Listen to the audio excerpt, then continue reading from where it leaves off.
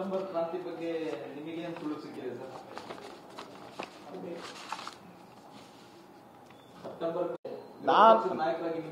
ನಾನು ಕಳೆದ ನೋಡಿ ಹೊಸ್ದಾಗಿ ಹೇಳೋರ್ದ ತಗೊಂಡ್ಬಿಡ್ತೀರ ಬೇಗ. ನಾನು ಅಲ್ಲೇ ಹಿಂದೆನೆ ಹೇಳಿದ್ನಲ್ಲ, ಅಕ್ಟೋಬರ್ ಅಲ್ಲಿ ಹೇಳಿದೆ ನಾನು. ಅಕ್ಟೋಬರ್ ಅಲ್ಲ, ಅದು ಅರ್ಜೆಂಟ್ ಅಂತಲ್ಲ, ಅದು ಪೀಟಿಗೆ ಶುರುವಾಗೋದು. ಮುನ್ನುಡಿ ಟ್ರೇಲರ್, ಸಿನಿಮಾ ಶುರು ಮಾಡಕ್ ಮುಂಚೆ ಟ್ರೇಲರು ಪೋಸ್ಟರ್ಗಳು ಅಂಟಿಸ್ತಾರಲ್ಲ, ಅದು ಈ ಪೋಸ್ಟರ್ಗಳು ಅಂಟಿಸ್ತಾವ್ರೆ ಎಲ್ಲ ಕಡೆ. ಕ್ಷಿಪ್ರ ಕ್ರಾಂತಿ ಆಗೋದು ಶತಸಿದ್ಧ. ನೆನ್ನೆನೂ ಪರಮೇಶ್ವರ್ ಹೋಗಿ ಭೇಟಿಗಳು ಮಾಡಿ ಬಂದಿದ್ದಾರಲ್ಲ. ಏನ್ ಭೇಟಿ ಇತ್ತಪ್ಪ? ಏನಾನ ಗಲಾಟೆ ಆಗಿದೆಯಾ ಭೇಟಿ? ಹೋಮ್ ಮಿನಿಸ್ಟರ್ ಏನ್ ಭೇಟಿ ಮಾಡ್ಬೇಕು ಸಿಎಂನ, ಡೆಪ್ಟಿ ಸಿಎಂನ? ಏನ್ ಭೇಟಿ ಮಾಡಬೇಕು?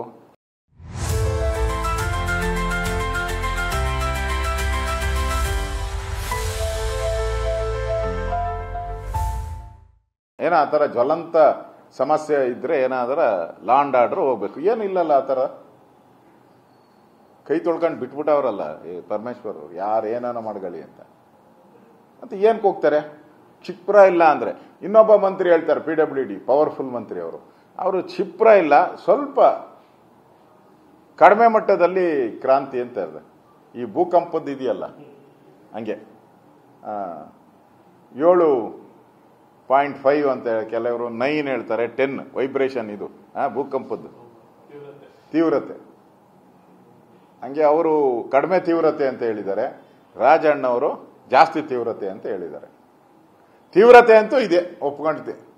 ತೀವ್ರತೆ ಅಂತ ಅಂತೂ ಇದೆ, ಒಪ್ಕೊಂಡಂಗೆ ಆಯ್ತಲ್ಲ.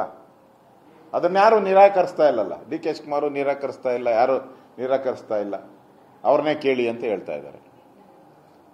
ಇದೇನು ಇವತ್ತಿಂದ ನಾನೇ ಹೊಸದಾಗಿ ಏನಾನ ಹೇಳಿದ್ರೆ ಅದು ವಿಶೇಷ ಆಗ್ಬೋದು. ಇದು ಕಳೆದ 2 ವರ್ಷದಿಂದ ನಡೀತಾ ಇರುವಂತ ವಿಚಾರ. 2 ವರ್ಷದಿಂದ ನಡೀತಾ ಇರುವಂತ ವಿಚಾರ, ಇವತ್ತಿನ ವಿಚಾರ ಏನಲ್ಲ.